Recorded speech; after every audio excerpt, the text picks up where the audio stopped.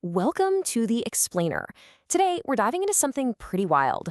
A manual that says we all got here with a set of instructions. Instructions most of us apparently tossed aside and forgot all about. So let's kick things off with a pretty mind-bending question, straight from the source material. What if you're actually on a secret mission, and you've just forgotten all about it?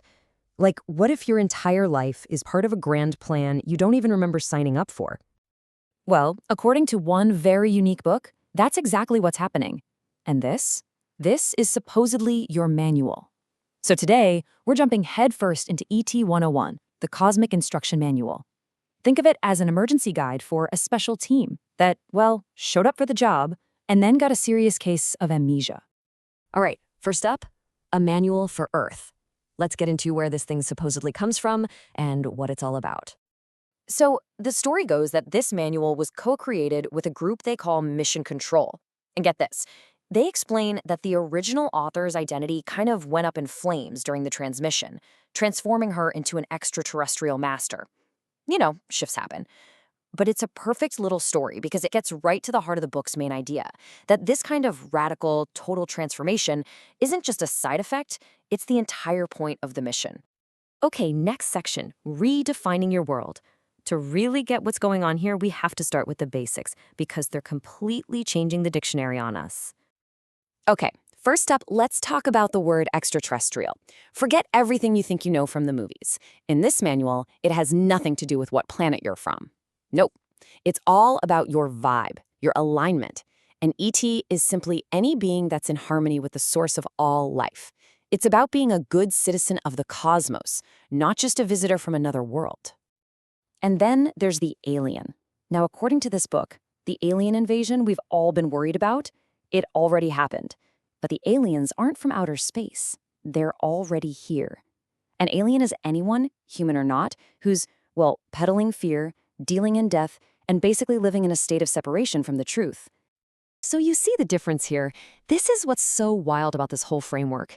The big conflict isn't some intergalactic war, us versus them. It's an internal choice. It's light versus darkness. And it's a choice every single one of us gets to make. Even the so-called aliens. They can choose the light too. So you might be wondering, who is this manual actually for? Well, it's aimed at someone called a crawl-in. A crawl-in is a member of the mission team who chose the scenic route. They decided to be born here the old-fashioned way. The book points a finger directly at the baby boomer generation, calling them the backbone of this whole mission, even if, they have no idea that's what they are. All right, Section 3, the planetary mission. Now that we know who the players are, let's look at the game. Because this isn't just about you waking up, it's about the entire planet.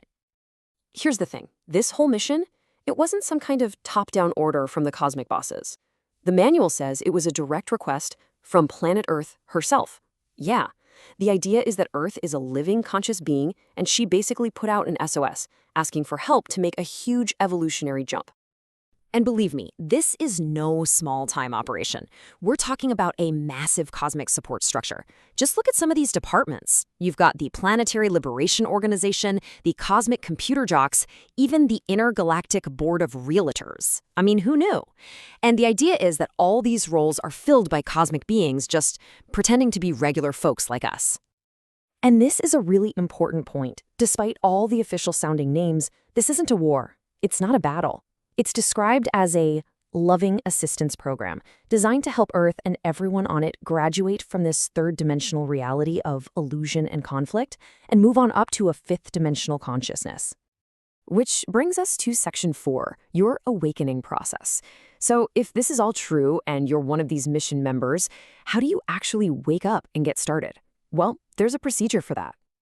It's called the transmutational procedure, and it's a two-parter. Step 1 is basically, when in Rome, do as the Romans. You had to dive in deep, completely forget who you really are, and just become totally dysfunctional, just like everyone else. Then comes Step 2. When in Rome, do as the Arcturians. In other words, wake up. You junk that entire false identity and remember everything you knew before you got here. So why go through all that trouble? Why not just show up and fix things? Well, according to the manual, it all comes down to universal law. You can't just change a system from the outside. You have to live in it, experience it, to earn the right to change it from within. Anything else, they say, would be an invasion. And remember, they don't invade. Now, this awakening, it's not just some nice spiritual idea. The book describes it as a physical, genetic event. Your DNA was supposedly designed to go off like a series of tiny time bombs at a very specific moment. And that moment, triggered by time and space starting to break down, is now. And this leads to maybe the biggest reveal of all, the second coming. Yeah, it's happening, and you should probably get ready, because you're it. You, the individual, are the second coming. The whole point is to stop waiting for a savior and to realize that you are the savior you've been waiting for.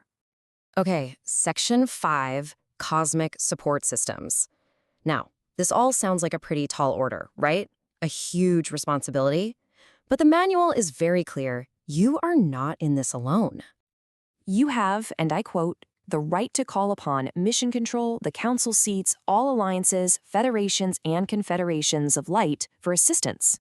Basically, there's a huge, loving support network just waiting for your call. And asking for help isn't a sign of weakness. It's how you open the door for them to assist Earth.